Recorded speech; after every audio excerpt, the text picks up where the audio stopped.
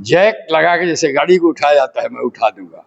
बिहार को हम लोग उठाएंगे ही। मांझी को भी मैं जीतूं चाहे नहीं जीतूं, ज्यादा चांस है कि मैं जीत ही जाऊंगा। लेकिन नमस्कार, आप देख रहे हैं श्री न्यूज बिहार और अभी हम दाऊदपुर में हैं, जहां पे जन स्वराज का ऑफिस बनाया गया है और YV Giri ji special office बनाया, वहां पे रहते हैं हमेशा। जिनको मुलाकात करना तो लोग यहाँ पे आते रहते हैं और यहीं से अपने सभी काम प्रारंभ करते हैं। वहीं पे आज इन्होंने गोंड महासभा का आयोजन किया था। पूरे बिहार राज्य से, सभी जगह से गोंड जाति के लोग यहाँ पे आए थे और सभी लोगों ने अपनी अपनी बात रखी। तो उन्हीं से, तो इसी उपलक्ष्य में हम इनसे जानने की कोशिश करते हैं कि आखिर इनको क्या, उन लोगों से, उन जाति के लोगों से इनको मदद मिल रही है, आगे चल करके चुनाव में इनको क्या हेल्प होने वाली है। पहले मेरे चैनल आपका स्वागत है। आपको भी बहुत धन्यवाद सर। आज आपने बोलने के लिए मौका दिया, विचार रखने के लिए मौका दिया।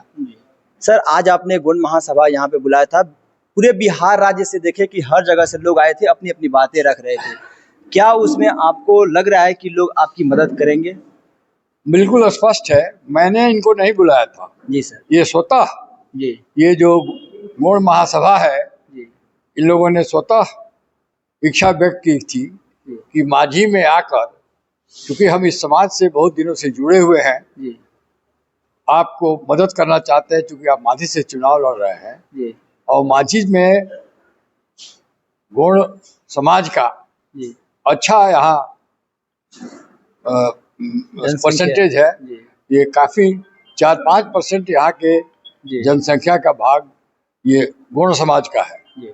और आपको बता दूं कि गोंड समाज हम लोग से 20-25 वर्षों से जुड़ा हुआ। गोंड समाज का मैं, इनका जो कॉन्स्टिट्यूशनल राइट है, इसका मैं हाई कोर्ट में बहुत दिनों से डिफेंड कर रहा हूँ। ये लोग शेड्यूल्ड ट्राइब की कैटेगरी में आते हैं।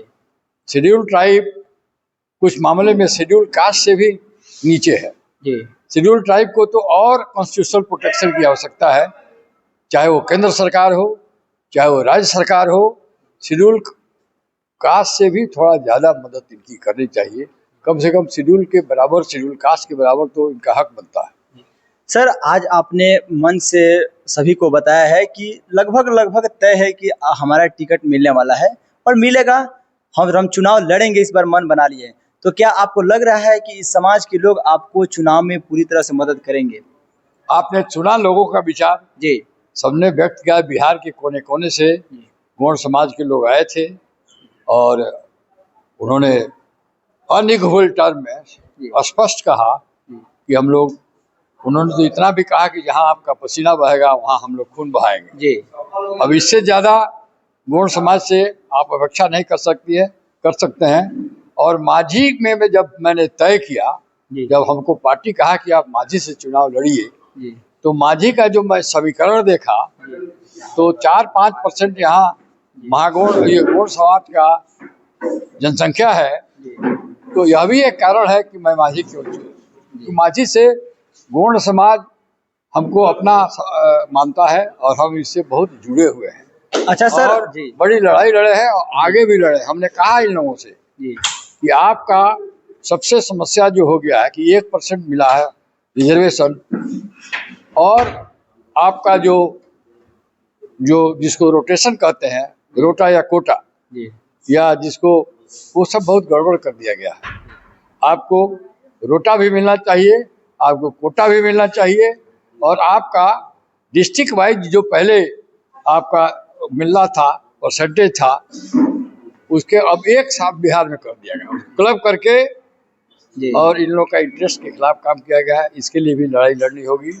और बार बार जो मुकदमे इन लोगों पर साजिश की तरह द्वेषपूर्ण किया जाता है कि ये शेड्यूल ट्राइब नहीं है, केस पेंडिंग के बराबर मैं डिफेंड करता हूँ। आज तक इनका जो स्टेटस है शेड्यूल ट्राइब का, उसको मैं हिलने नहीं दिया हूँ और आगे भी नहीं करूँगा।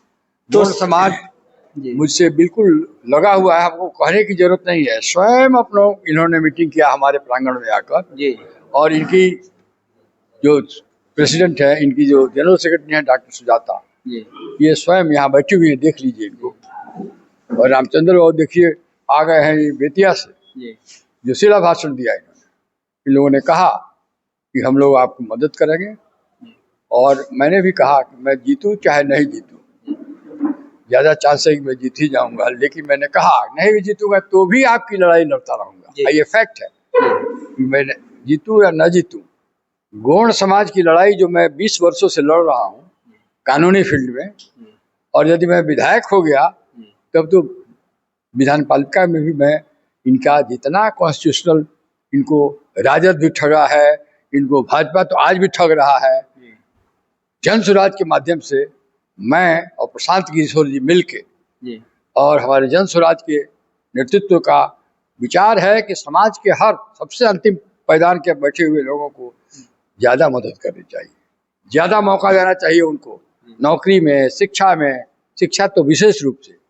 और गौड़ समाज के भी बहुत लोग पलायन किए हुए हैं जी।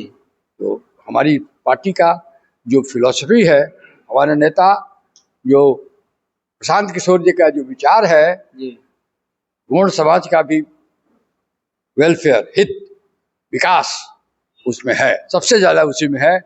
इसलिए हमको लगता है हमारे पर्सनल रिलेशन, हमारे व्यक्तिगत संबंध इस जात से जो है और हमारे पार्टी का जो विचार है, दोनों मिलता जुलता है गौड़ समाज के वेलफेयर के लिए, गौड़ समाज के विकास के लिए। तो कहीं संदेह नहीं है कि गौड़ समाज हमको मदद नहीं करेगा।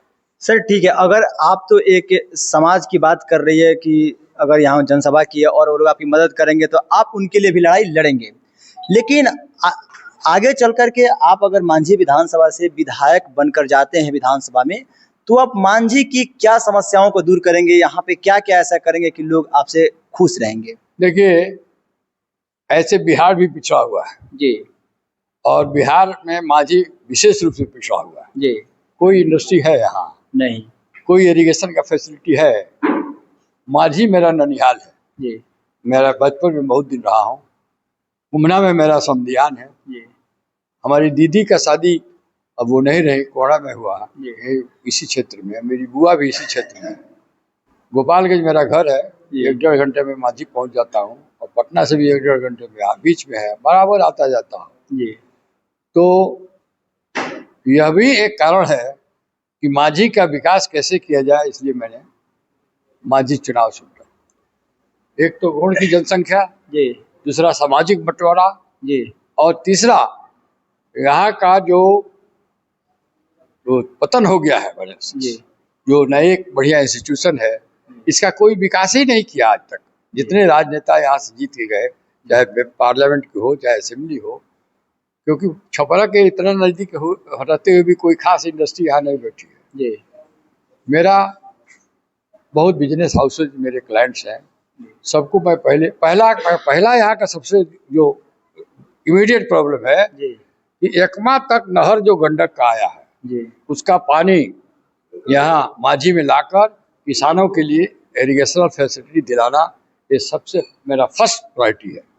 जिस दिन इरिगेशनल प्रॉब्लम यहाँ का दूर हो जाएगा, किसान बड़े खुशहाल हो जाएगा।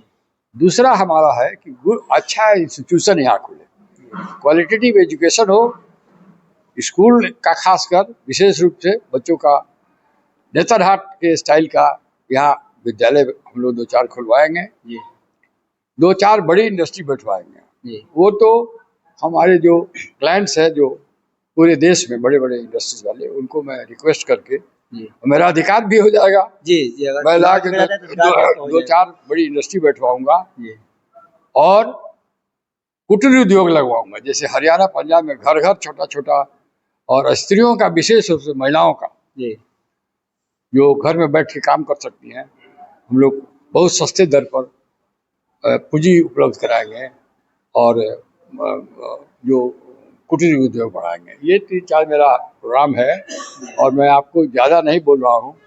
यदि यहाँ की जनता, मांझी की जनता हमको चुन ली तो मैं ना मांझी का जैक लगा के जैसे गाड़ी को उठाया जाता है, मैं उठा दूंगा। बिहार को हम लोग उठाएंगे ही, मांझी को विशेष रूप से। बहुत बहुत धन्यवाद।